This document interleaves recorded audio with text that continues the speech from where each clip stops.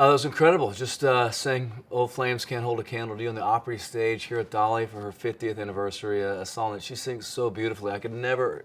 Dolly has the best vibrato. I mean, she can just, and the way she can bend words and play with them, and so expressive. I have more of a bluegrass, straight ahead voice, and so I did more of a bluegrass rendition of this song. Hopefully, did her proud, and did the Opry proud. But it's such an honor to be out there, and always so exciting to be in the circle, especially on a big night tonight when it's Dolly's big night. There's just a few people in this business. It seems like that everybody loves, and Dolly's probably right at the top of the list. I mean, people just love Dolly, and every artist I know has some sort of personal story, some personal connection to Dolly.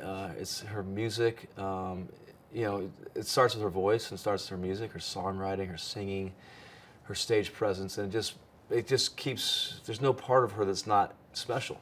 Certainly her personality and her humor and her heart, all that she does back for children and books and in Gatlinburg and all of East Tennessee, and she's just a great person. I think she's someone we all kind of like trying to model ourselves after in some way, knowing we can't. We're okay with that. There's only going to be one Dolly Parton, and she's just, for me, she's a big, bright sun in the country music world, and just thinking about her makes you smile.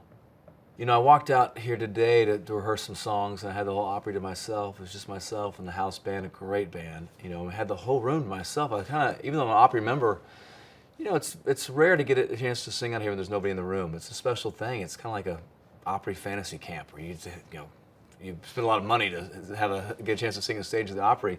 I still feel that way. I still feel lucky to be in the room.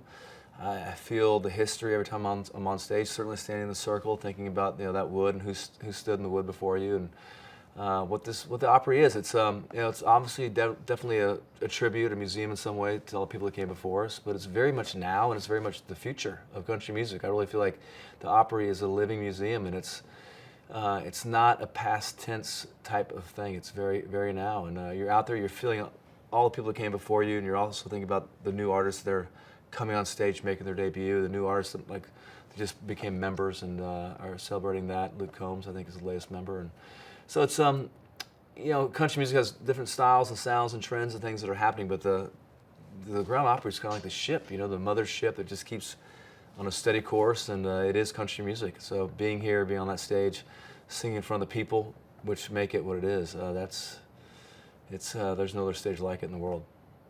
There's a few people that have been banned from the Opry. Myself, Hank Williams, we're in the same boat. No, Hank was banned for crazy behavior, and I was just banned for being too big of a fan. I was sneaking in the back door. I used to work across the street at the Nashville Network, and there's a sign-up sheet you could sign out on your way of work to say if you want to go to the Opry that night. You could sign in, for passes to be waiting for you as somebody that worked across the street here at the Nashville Network. So I signed up a lot. I'd usually come out to the Opry and watch the early show, then I'd go meet my friends downtown and go listen to the bands play, and had this great kind of 1-2 punch combination of my weekend. I started here at some of the more traditional country, and then I'd go downtown and hear the new stuff. And it got to a point where I guess just kind of overstayed my welcome, and it came one too many times. And I think Dan, who's still here, sent an email over to, email must have been brand new back then, sent an email over to TNN saying, love Dierks, great guy, but he can't come to the Opry every week. So I always think when I became an Opry member, that's when I got my lifetime backstage pass and can come out anytime that I want to. Now that I'm a member, it's hard I don't get a chance to come out as much as I used to. Back then I used to work across the street, wasn't married, no kids. It's a lot easier than it is now. So, but I do like the pass, and I'm thankful that I can no longer get kicked out. That's a good thing. I had to pick one of my songs for Dolly to sing on. Gosh, one of my recent songs is a song called Burning Man, and I think Dolly could do a good version of that called Burning Woman, because the song really talks about being in two different places at once and just growing up but also still being a kid at heart. And I feel like if anybody, has refused to grow up, it's Dolly. She obviously is managing an empire, and it makes me exhausted just thinking about all that she does, but she still goes through life like a kid, always smiling, always laughing, always quick with a joke, and has that kindness and compassion that only kids can have. So I think she could do a great version of Burning Woman, because she certainly has got a lot going on.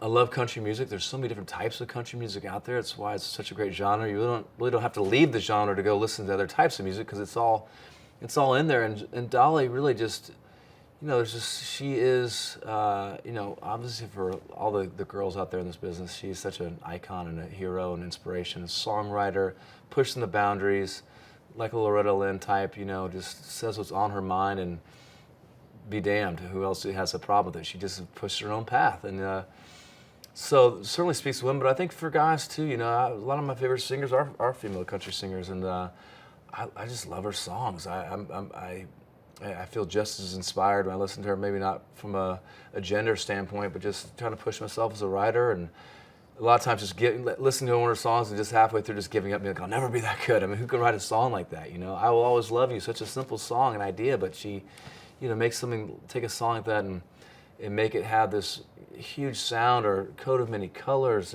No one could write a song like that because no one grew up with that kind of background. She has all the pieces and parts to make the stereotypical, in my mind, perfect country singer, up there with all the greats, guys or girls. So she speaks to me in a way that just of what I love about country music and what makes this the greatest genre in the world is someone like Dolly Parton.